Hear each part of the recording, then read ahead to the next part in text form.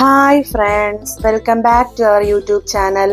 ചപ്പാത്തി, അപ്പം, ഇടിയപ്പം ഇതിനൊപ്പം എല്ലാം കഴിക്കാൻ പറ്റുന്ന സോയാ ചങ്ക്സിന്റെ ഒരു റെസിപ്പി നോക്കിയാലോ? എന്നാ ശരി, വീഡിയോയിലോട്ട് പോകാം. ഇതിനായി ആദ്യം നമുക്ക് വേണ്ടത് 1 കപ്പ് അളവ് സോയാ ചങ്ക്സ് ആണ്. ഞാനിവിടെ 250 ml കപ്പിന് 1 കപ്പ് അളവിലാണ് സോയാ ചങ്ക്സ് എടുത്തിരിക്കുന്നത്. സോയാ ചങ്ക്സ് വേവിച്ചെടുക്കാം. അതിനായി 3 കപ്പ് വെള്ളം എടുത്ത് 1 ടീസ്പൂൺ ഉപ്പ് അതിലേക്ക് ചേർത്ത് കൊടുക്കുക. ശേഷം സോയാ ചങ്ക്സും കൂടെ ചേർത്ത് കൊടുത്ത് നന്നായിട്ട് വേവിച്ചെടുക്കുക.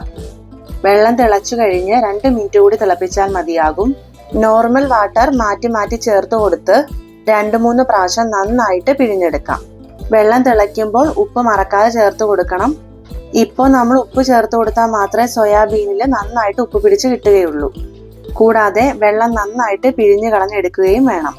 എന്നാൽ മാത്രമേ പൊടികളെല്ലാം കറക്റ്റായിട്ട് സോയാബീനിൽ പിടിച്ചു കിട്ടുകയുള്ളൂ.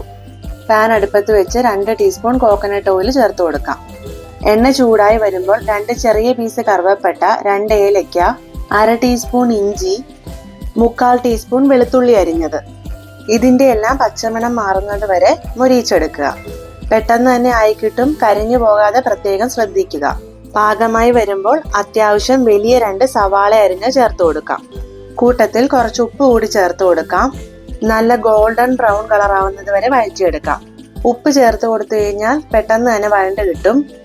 പാകമായി വന്നിട്ടുണ്ട്. ഇനി ഇതിലേക്ക് ആവശ്യമായ പൊടികൾ ചേർത്ത് കൊടുക്കാം.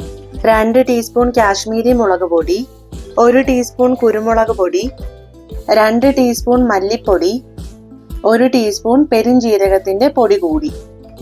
ഇനി ഇതെല്ലാം കൂടി നന്നായിട്ട് റോസ്റ്റ് ചെയ്തെടുക്കണം. 30 സെക്കൻഡ് ഒക്കെ മതിയാകും. പൊടികൾ കരിഞ്ഞു പോകാതെ പ്രത്യേകം ശ്രദ്ധിക്കണം. പാകമായി വന്നാൽ 2 മീഡിയം സൈസ് തക്കാളി ചെറുതായി അരിഞ്ഞത് ചേർത്ത് കൊടുക്കാം. തക്കാളി എല്ലാം നന്നായിട്ട് വെന്തുടഞ്ഞ് കിട്ടണം. ആവശ്യമെങ്കിൽ 1-2 സ്പൂൺ വെള്ളവും കൂടി ചേർത്ത് അടച്ചു വെച്ച് വേവിച്ചെടുക്കാം. തക്കാളി നന്നായിട്ട് വെന്തുടഞ്ഞ് വന്നിട്ടുണ്ട്. ഈ സമയം 1/2 കപ്പ് വെള്ളം ചേർത്ത് കൊടുക്കാം. ഇളക്കി കൊടുത്ത് നന്നായിട്ട് തിളച്ച് വരുമ്പോൾ അടച്ചു വെച്ച് കുറുക്കിയെടുക്കുക. പാകമായി വരുമ്പോൾ സോയാബീൻ മുഴുവനായും ചേർത്ത് കൊടുക്കാം. ഗ്രേവി എല്ലാം സോയാബീനിൽ കവർ ചെയ്യുന്നത് പോലെ ഇളക്കി യോജിപ്പിച്ചെടുക്കാം. 4-5 മിനിറ്റ് കൂടി ലോ ഫ്ലെയിമിലിട്ട് അടച്ചു വെച്ച് കുറുക്കിയെടുക്കാം. അവസാനം 1 ടേബിൾ സ്പൂൺ ടൊമാറ്റോ സോസ്, 3 പച്ചമുളക്, 1 തണ്ട് കറിവേപ്പില എന്നിവ കൂടി ചേർത്ത് കൊടുത്ത് ഇളക്കി യോജിപ്പിച്ച് വാങ്ങാം. ഇതിപ്പോൾ അത്യാവശ്യം എരിവുണ്ടാവും.